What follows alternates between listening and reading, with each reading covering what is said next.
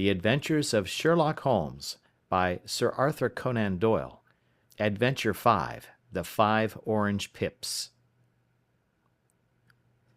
When I glance over my notes and records of the Sherlock Holmes cases between the years '82 and '90, I am faced by so many which present strange and interesting features that it is no easy matter to know which to choose and which to leave.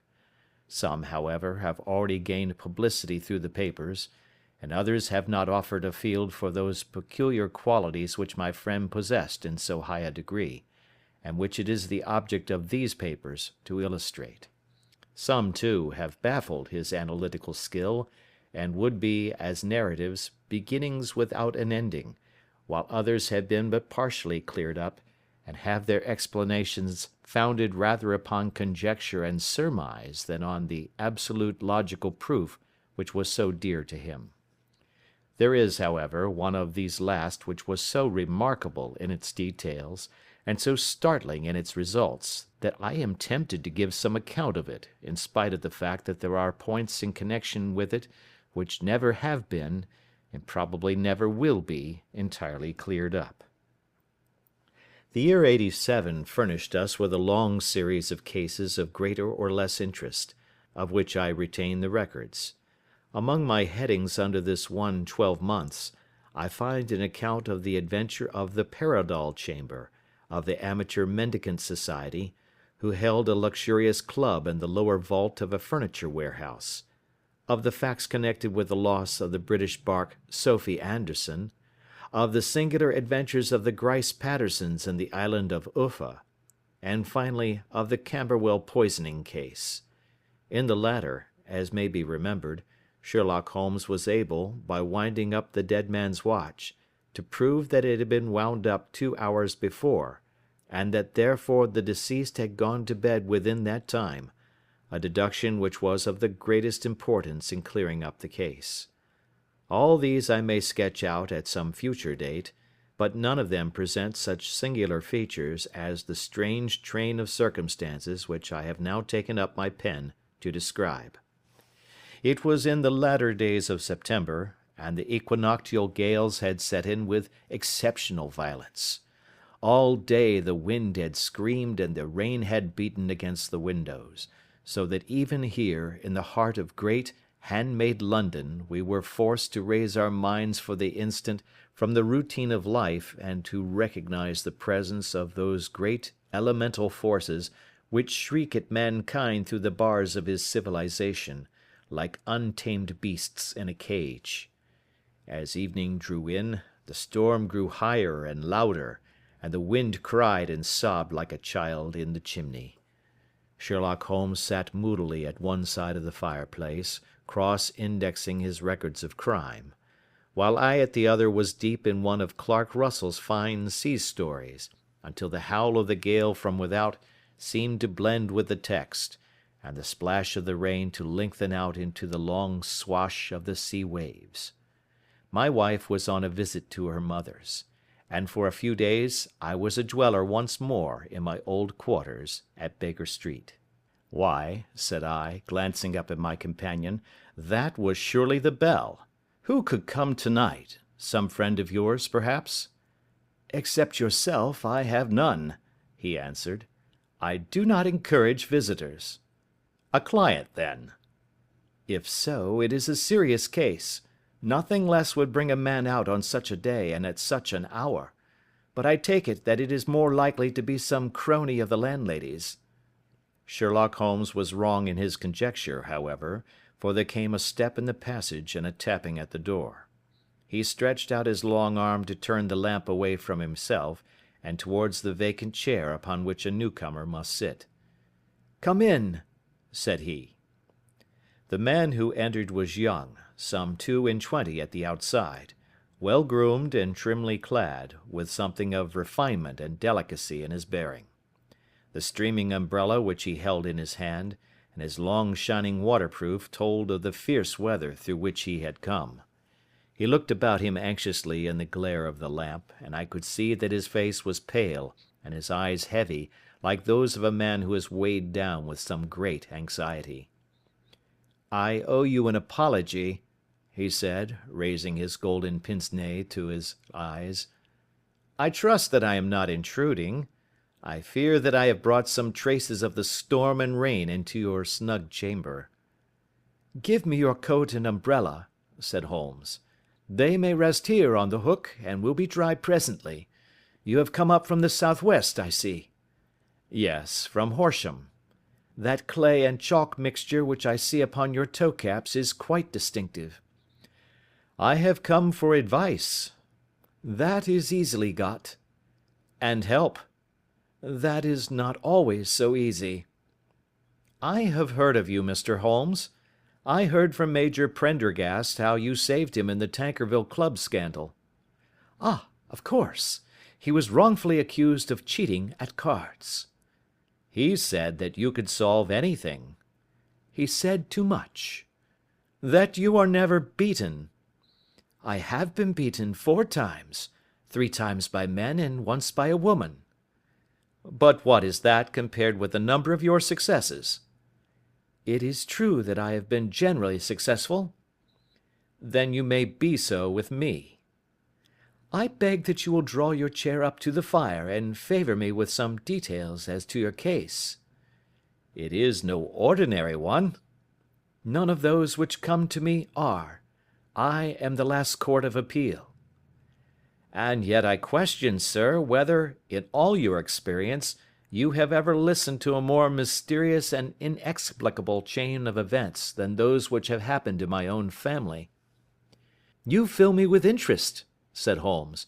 "Pray give us the essential facts from the commencement, and I can afterwards question you as to those details which seem to me to be most important." The young man pulled his chair up and pushed his wet feet out towards the blaze. "My name," said he, "is John Openshaw, but my own affairs have, as far as I can understand, little to do with this awful business. It is a hereditary matter, so in order to give you an idea of the facts I must go back to the commencement of the affair. You must know that my grandfather had 2 sons, my uncle Elias and my father Joseph. My father had a small factory at Coventry, which he enlarged at the time of the invention of bicycling. He was a patentee of the Openshaw unbreakable tire, and his business met with such success that he was able to sell it and to retire upon a handsome competence. My uncle Elias emigrated to America when he was a young man, and became a planter in Florida, where he was reported to have done very well. At the time of the war he fought in Jackson's army, and afterwards under Hood, where he rose to be a colonel. When Lee laid down his arms, my uncle returned to his plantation, where he remained for 3 or 4 years. About 1869 or 1870, he came back to Europe and took a small estate in Sussex, near Horsham. He had made a very considerable fortune in the States, and his reason for leaving them was his aversion to the negroes, and his dislike of the Republican policy in extending the franchise to them. He was a singular man, fierce and quick-tempered, very foul-mouthed when he was angry, and of a most retiring disposition. During all the years that he lived at Horsham, I doubt if ever he set foot in the town. He had a garden and 2 or 3 fields round his house, and there he would take his exercise, though very often for weeks on end he would never leave his room. He drank a great deal of brandy and smoked very heavily, but he would see no society and did not want any friends, not even his own brother. He didn't mind me. In fact, he took a fancy to me, for at the time when he saw me first I was a youngster of 12 or so. This would be in the year 1878, after he had been 8 or 9 years in England. He begged my father to let me live with him, and he was very kind to me in his way. When he was sober he used to be fond of playing backgammon and draughts with me, and he would make me his representative both with the servants and with the tradespeople, so that by the time that I was 16 I was quite master of the house. I kept all the keys and could go where I liked and do what I liked, so long that I did not disturb him in his privacy. There was one singular exception, however, for he had a single room, a lumber room up among the attics, which was invariably locked, and which he would never permit either me or anyone else to enter. With a boy's curiosity, I have peeped through the keyhole, but I was never able to see more than such a collection of old trunks and bundles as would be expected in such a room. One day, it was in March, 1883, a letter with a foreign stamp lay upon the table in front of the colonel's plate. It was not a common thing for him to receive letters, for his bills were all paid in ready money, and he had no friends of any sort. "From India," said he, as he took it up. "Pondicherry postmark. What can this be?" Opening it hurriedly, out there jumped 5 little dried orange pips, which pattered down upon his plate. I began to laugh at this, but the laugh was struck from my lips at the sight of his face.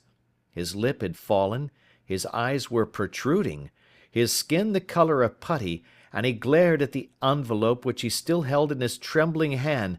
"K, K, K!" he shrieked, and then, my God, my sins have overtaken me." "What is it, uncle?" I cried. "Death," said he, and rising from the table he retired to his room, leaving me palpitating with horror. I took up the envelope and saw scrawled in red ink upon the inner flap, just above the gum, the letter K 3 times repeated. There was nothing else save the 5 dried pips. What could be the reason of his overpowering terror? I left the breakfast table, and as I ascended the stair I met him coming down with an old rusty key, which must have belonged to the attic, in one hand, and a small brass box, like a cash box, in the other. "They may do what they like, but I'll checkmate them still," said he with an oath. "Tell Mary that I shall want a fire in my room today, and send down to Fordham the Horsham lawyer." I did as he ordered, and when the lawyer arrived I was asked to step up to the room. The fire was burning brightly, and in the grate there was a mass of black fluffy ashes as of burned paper, while the brass box stood open and empty beside it. As I glanced at the box I noticed, with a start, that upon the lid was printed the treble K which I had read in the morning upon the envelope. "I wish you, John," said my uncle, "to witness my will. I leave my estate, with all its advantages and all its disadvantages, to my brother, your father, whence it will, no doubt, descend to you. If you can enjoy it in peace, well and good. If you find you cannot, take my advice, my boy, and leave it to your deadliest enemy. I am sorry to give you such a two-edged thing, but I can't say what turn things are going to take. Kindly sign the paper where Mr. Fordham shows you." I signed the paper as directed, and the lawyer took it away with him. The singular incident made, as you may think, the deepest impression upon me, and I pondered over it and turned it every way in my mind without being able to make anything of it. Yet I could not shake off the vague feeling of dread which it left behind, though the sensation grew less keen as the weeks passed and nothing happened to disturb the usual routine of our lives. I could see a change in my uncle, however. He drank more than ever, and he was less inclined for any sort of society. Most of his time he would spend in his room, with the door locked upon the inside, but sometimes he would emerge in a sort of drunken frenzy, and would burst out of the house and tear about the garden with a revolver in his hand, screaming out that he was afraid of no man, and that he was not to be cooped up, like a sheep in a pen, by man or devil.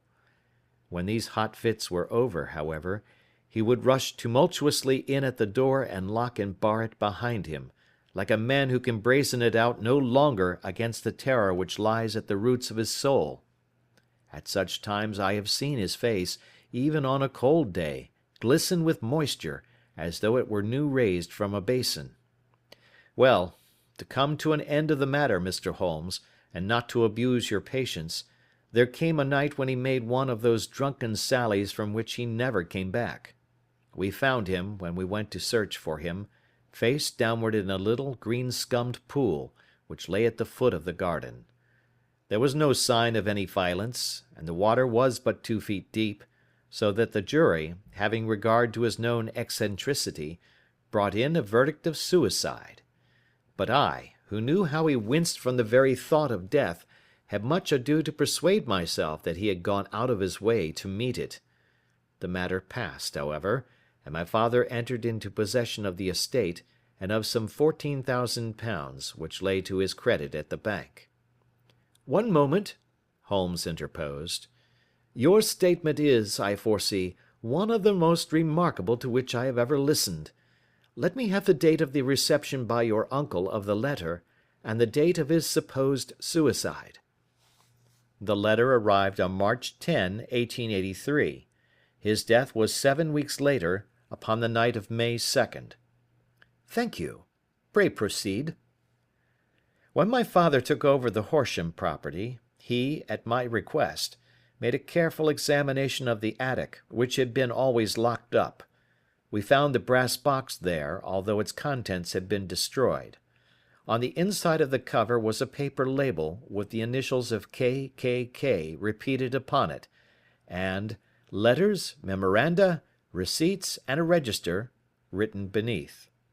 These, we presume, indicated the nature of the papers which had been destroyed by Colonel Openshaw.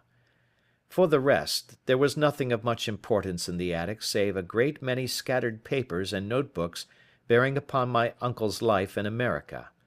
Some of them were of the war time and showed that he had done his duty well and had borne the repute of a brave soldier. Others were of a date during the reconstruction of the Southern States, and were mostly concerned with politics, for he had evidently taken a strong part in opposing the carpet-bag politicians who had been sent down from the North. Well, it was at the beginning of '84 when my father came to live at Horsham, and all went as well as possible with us until the January of '85. On the 4th day after the New Year, I heard my father give a sharp cry of surprise as we sat together at the breakfast table. There he was, sitting with a newly opened envelope in one hand, and 5 dried orange pips in the outstretched palm of the other one. He had always laughed at what he called my cock and bull story about the colonel, but he looked very scared and puzzled now that the same thing had come upon himself. "Why, what on earth does this mean, John?" he stammered. My heart had turned to lead. "It is K.K.K.," said I. He looked inside the envelope. "So it is," he cried. "Here are the very letters. But what is this written above them?" "Put the papers on the sundial," I read, peeping over his shoulder. "What papers? What sundial?" he asked. "The sundial in the garden. There is no other," said I. "But the papers must be those that are destroyed." "Pooh!" said he, gripping hard at his courage. "We are in a civilized land here, and we can't have tomfoolery of this kind. Where does the thing come from?" "From Dundee," I answered, glancing at the postmark. "Some preposterous practical joke," said he. "What have I to do with sundials and papers? I shall take no notice of such nonsense." "I should certainly speak to the police," I said. "And to be laughed at for my pains. Nothing of the sort." "Then let me do so?" "No, I forbid you. I won't have a fuss made about such nonsense." It was in vain to argue with him, for he was a very obstinate man. I went about, however, with a heart which was full of forebodings. On the 3rd day after the coming of the letter, my father went from home to visit an old friend of his, Major Freebody, who is in command of one of the forts upon Portsdown Hill. I was glad that he should go up, for it seemed to me that he was farther from danger when he was away from home. In that, however, I was in error. Upon the 2nd day of his absence, I received a telegram from the Major, imploring me to come at once. My father had fallen over one of the deep chalk pits which abound in the neighbourhood, and was lying senseless with a shattered skull. I hurried to him, but he passed away without having ever recovered his consciousness. He had, as it appears, been returning from Fareham in the twilight, and as the country was unknown to him, and the chalk pit unfenced, the jury had no hesitation in bringing in a verdict of death from accidental causes. Carefully as I examined every fact connected with his death, I was unable to find anything which could suggest the idea of murder. There were no signs of violence, no footmarks, no robbery, no record of strangers having been seen upon the roads. And yet I need not tell you that my mind was far from at ease, and that I was well nigh certain that some foul plot had been woven round him. In this sinister way I came into my inheritance. You will ask me why I did not dispose of it? I answer, because I was well convinced that our troubles were in some way dependent upon an incident in my uncle's life, and that the danger would be as pressing in one house as in another. It was in January, '85, that my poor father met his end, and 2 years and 8 months have elapsed since then. During that time I have lived happily at Horsham, and I had begun to hope that his curse had passed away from the family, and that it had ended with the last generation. I had begun to take comfort too soon, however. Yesterday morning the blow fell in the very shape in which it had come upon my father. The young man took from his waistcoat a crumpled envelope, and turning to the table he shook out upon it 5 little dried orange pips. "This is the envelope," he continued. "The postmark is London, Eastern Division. Within are the very words which were upon my father's last message, K, K, K, and then, 'Put the papers on the sundial.'" "What have you done?"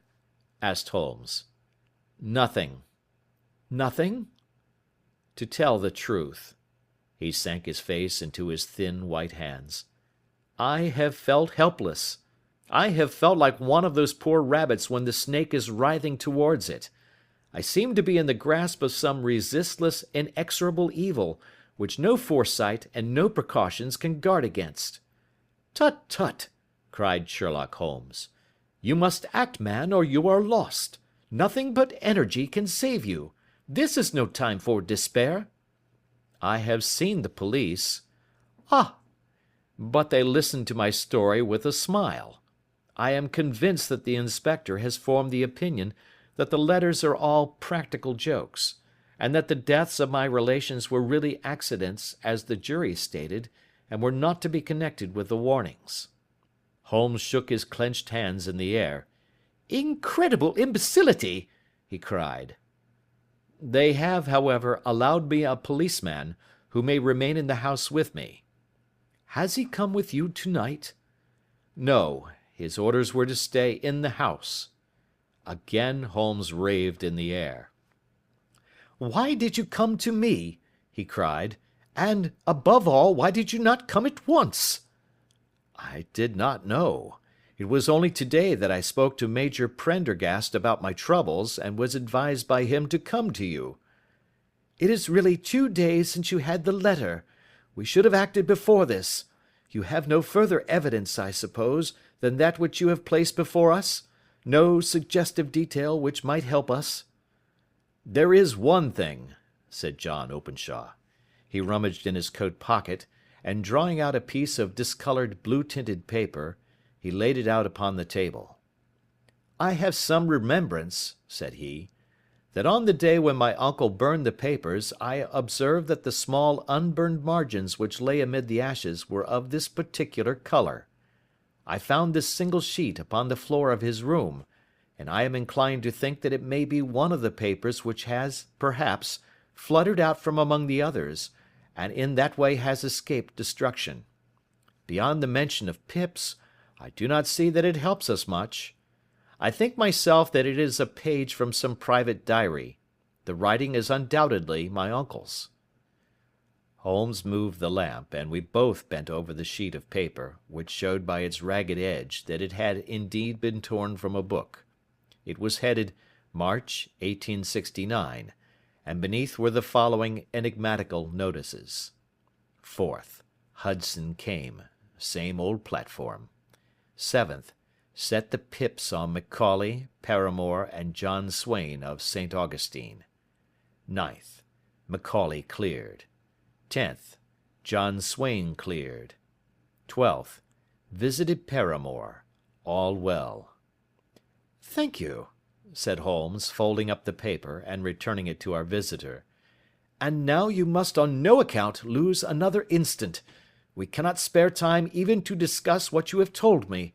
You must get home instantly and act. What shall I do? There is but one thing to do. It must be done at once. You must put this piece of paper which you have shown us into the brass box which you have described. You must also put in a note to say that all the other papers were burned by your uncle, and that this is the only one which remains. You must assert that in such words as will carry conviction with them. Having done this, you must at once put the box out upon the sundial as directed. Do you understand? Entirely. Do not think of revenge or anything of the sort at present. I think that we may gain that by means of the law, but we have our web to weave, while theirs is already woven. The first consideration is to remove the pressing danger which threatens you. The second is to clear up the mystery and to punish the guilty parties. I thank you, said the young man, rising and pulling on his overcoat. You have given me fresh life and hope. I shall certainly do as you advise. Do not lose an instant, and, above all, take care of yourself in the meanwhile, for I do not think that there can be a doubt that you are threatened by a very real and imminent danger. How do you go back? By train from Waterloo. It is not yet 9. The streets will be crowded, so I trust that you may be in safety, and yet you cannot guard yourself too closely. I am armed. That is well. Tomorrow I shall set to work upon your case. I shall see you at Horsham, then? No, your secret lies in London. It is there that I shall seek it. Then I shall call upon you in a day, or in 2 days, with news as to the box and the papers. I shall take your advice in every particular. He shook hands with us and took his leave. Outside the wind still screamed and the rain splashed and pattered against the windows. This strange, wild story seemed to have come to us from amid the mad elements, blown in upon us like a sheet of seaweed in a gale, and now to have been reabsorbed by them once more. Sherlock Holmes sat for some time in silence, with his head sunk forward and his eyes bent upon the red glow of the fire. Then he lit his pipe, and leaning back in his chair he watched the blue smoke rings as they chased each other up to the ceiling. "I think, Watson," he remarked at last, "that of all our cases we have had none more fantastic than this." "Save, perhaps, the sign of 4. "Well, yes, save, perhaps, that. And yet this John Openshaw seems to me to be walking amid even greater perils than did the Sholtos." "But have you," I asked, "formed any definite conception as to what these perils are?" "There can be no question as to their nature," he answered. "Then what are they?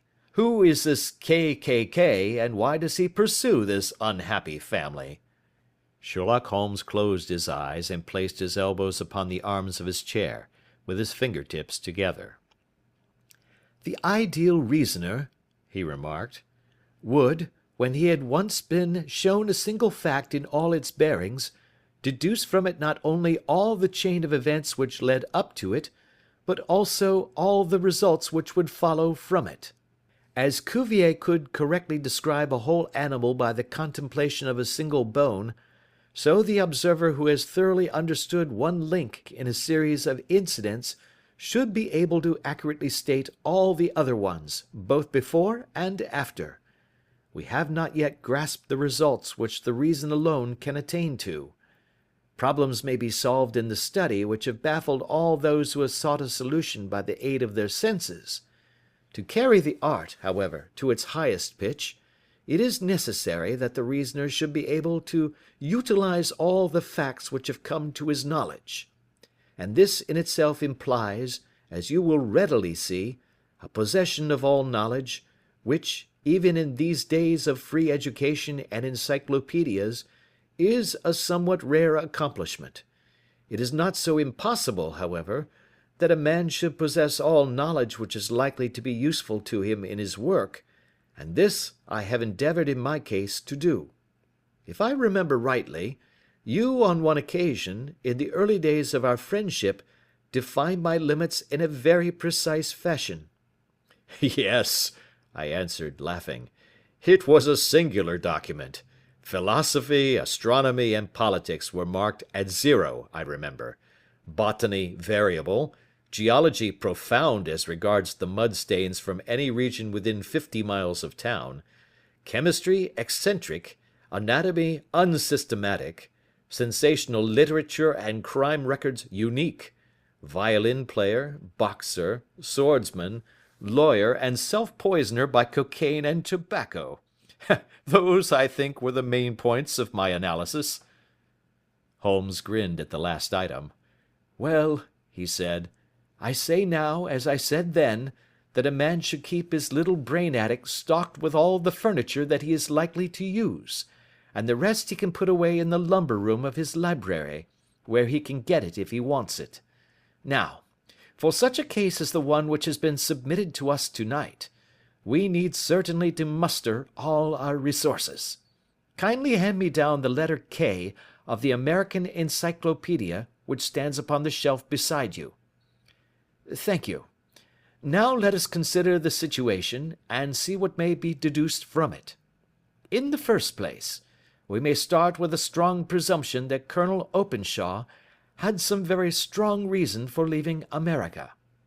Men at his time of life do not change all their habits and exchange willingly the charming climate of Florida for the lonely life of an English provincial town.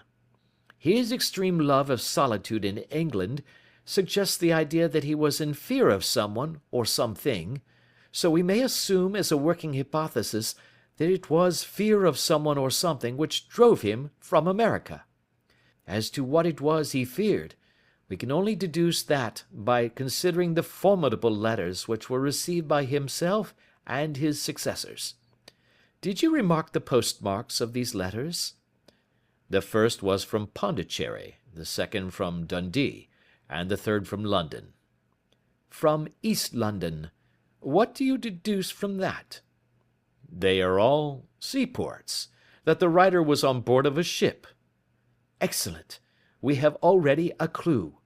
There can be no doubt that the probability, the strong probability, is that the writer was on board of a ship.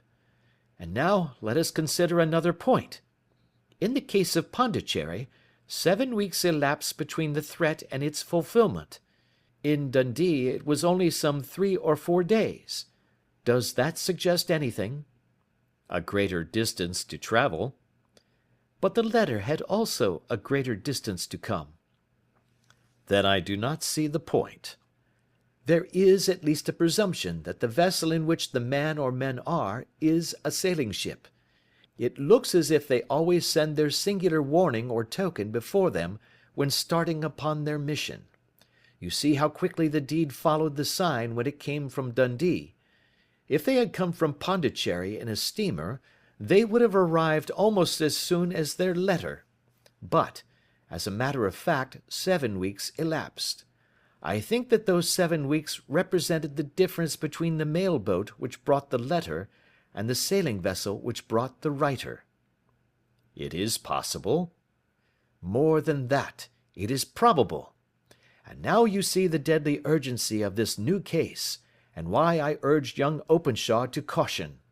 The blow has always fallen at the end of the time which it would take the senders to travel the distance. But this one comes from London, and therefore we cannot count upon delay. Good God! I cried. What can it mean, this relentless persecution?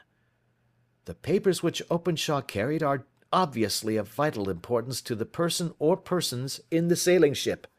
I think that it is quite clear that there must be more than one of them.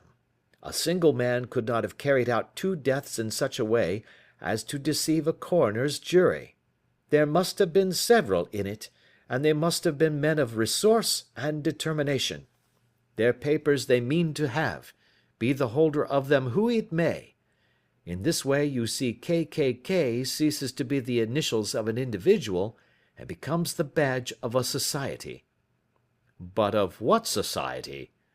Have you never, said Sherlock Holmes, bending forward and sinking his voice, have you never heard of the Ku Klux Klan? I never have. Holmes turned over the leaves of the book upon his knee. "Here it is," said he presently. "Ku Klux Klan, a name derived from the fanciful resemblance to the sound produced by cocking a rifle. This terrible secret society was formed by some ex-Confederate soldiers in the Southern States after the Civil War, and it rapidly formed local branches in different parts of the country, notably in Tennessee, Louisiana, the Carolinas, Georgia, and Florida. Its power was used for political purposes, principally for the terrorizing of the Negro voters and the murdering and driving from the country of those who were opposed to its views. Its outrages were usually preceded by a warning sent to the marked man in some fantastic but generally recognized shape, a sprig of oak leaves in some parts, melon seeds or orange pips in others. On receiving this, the victim might either openly abjure his former ways, or might fly from the country. If he braved the matter out, death would unfailingly come upon him, and usually in some strange and unforeseen manner. So perfect was the organization of the society, and so systematic its methods, that there is hardly a case upon record where any man succeeded in braving it with impunity, or in which any of its outrages were traced home to the perpetrators. For some years the organization flourished in spite of the efforts of the United States government and of the better classes of the community in the South. Eventually, in the year 1869, the movement rather suddenly collapsed, although there have been sporadic outbreaks of the same sort since that date. "You will observe," said Holmes, laying down the volume, "that the sudden breaking up of the society was coincident with the disappearance of Openshaw from America with their papers. It may well have been cause and effect. It is no wonder that he and his family have some of the more implacable spirits upon their track. You can understand that this register and diary may implicate some of the first men in the South, and that there may be many who will not sleep easy at night until it is recovered. Then the page we have seen is such as we might expect. It ran, if I remember right, sent the pips to A, B, and C. That is, sent the society's warning to them.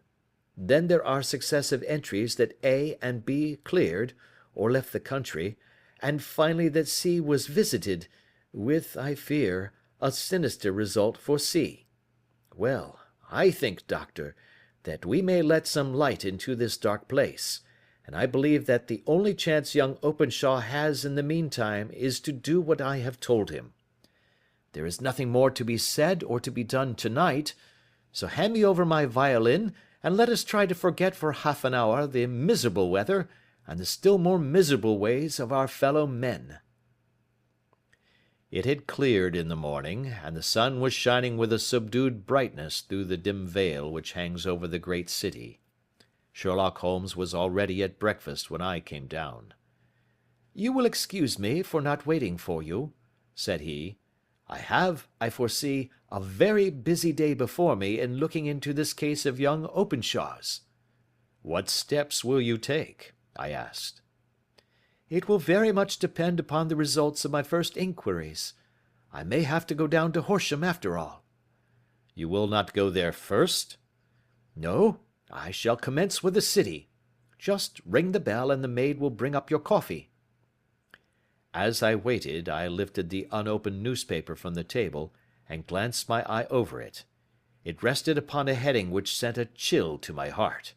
"Holmes!" I cried. "You are too late." "Ah," said he, laying down his cup. "I feared as much. How was it done?" He spoke calmly, but I could see that he was deeply moved. My eye caught the name of Openshaw and the heading "Tragedy near Waterloo Bridge." Here is the account. Between 9 and 10 last night, Police Constable Cook, of the H Division, on duty near Waterloo Bridge, heard a cry for help and a splash in the water. The night, however, was extremely dark and stormy, so that, in spite of the help of several passers-by, it was quite impossible to effect a rescue. The alarm, however, was given, and by the aid of the water police the body was eventually recovered. It proved to be that of a young gentleman whose name, as it appears from an envelope which was found in his pocket, was John Openshaw, and whose residence is near Horsham. It is conjectured that he may have been hurrying down to catch the last train from Waterloo Station, and that in his haste and the extreme darkness he missed his path and walked over the edge of one of the small landing places for river steamboats. The body exhibited no traces of violence, and there can be no doubt that the deceased had been the victim of an unfortunate accident, which should have the effect of calling the attention of the authorities to the condition of the riverside landing stages. We sat in silence for some minutes, Holmes more depressed and shaken than I had ever seen him. "That hurts my pride, Watson," he said at last. "It is a petty feeling, no doubt, but it hurts my pride. It becomes a personal matter with me now, and if God sends me health, I shall set my hand upon this gang. That he should come to me for help, and that I should send him away to his death." He sprang from his chair and paced about the room in uncontrollable agitation, with a flush upon his sallow cheeks and a nervous clasping and unclasping of his long, thin hands. "They must be cunning devils," he exclaimed at last. "How could they have decoyed him down there? The embankment is not on the direct line to the station. The bridge no doubt was too crowded, even on such a night, for their purpose. Well, Watson, we shall see who will win in the long run. I am going out now." "To the police?" "No, I shall be my own police. When I have spun the web they may take the flies, but not before." All day I was engaged in my professional work, and it was late in the evening before I returned to Baker Street.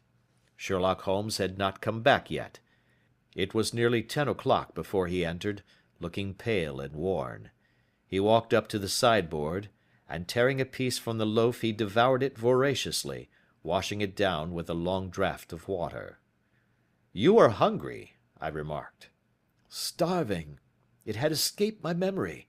I have had nothing since breakfast." "Nothing?" "Not a bite. I had no time to think of it." "And how have you succeeded?" "Well." "You have a clue?" "I have them in the hollow of my hand. Young Openshaw shall not long remain unavenged. Why, Watson, let us put their own devilish trademark upon them. It is well thought of." "What do you mean?" He took an orange from the cupboard, and tearing it to pieces he squeezed out the pips upon the table. Of these he took 5 and thrust them into an envelope. On the inside of the flap he wrote S.H. for J.O. Then he sealed it and addressed it to Captain James Calhoun, bark Lone Star, Savannah, Georgia. "This will await him when he enters port," said he, chuckling. "It may give him a sleepless night. He will find it as sure a precursor of his fate as Openshaw did before him." "And who is this Captain Calhoun?" "The leader of the gang. I shall have the others, but he first." "How did you trace it, then?"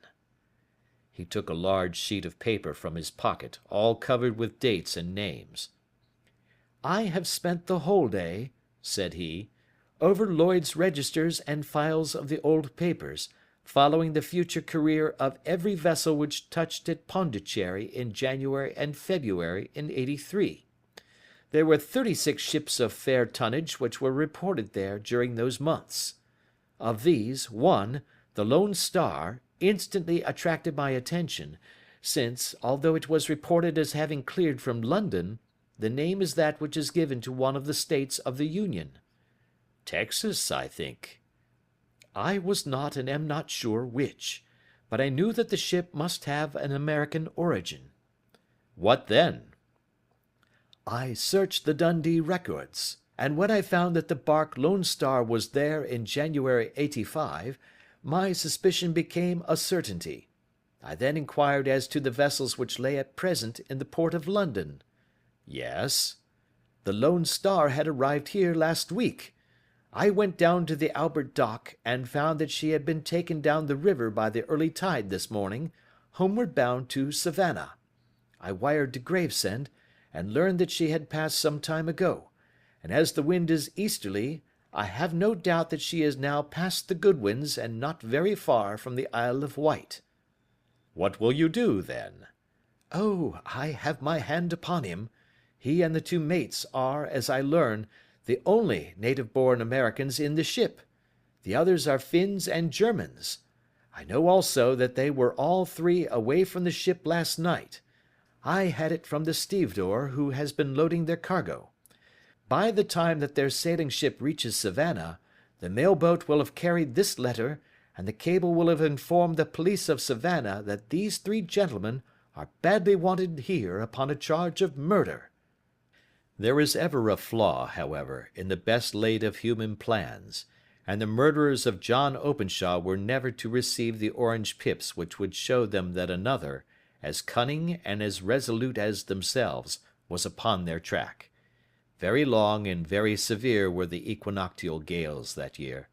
We waited long for news of the Lone Star of Savannah, but none ever reached us.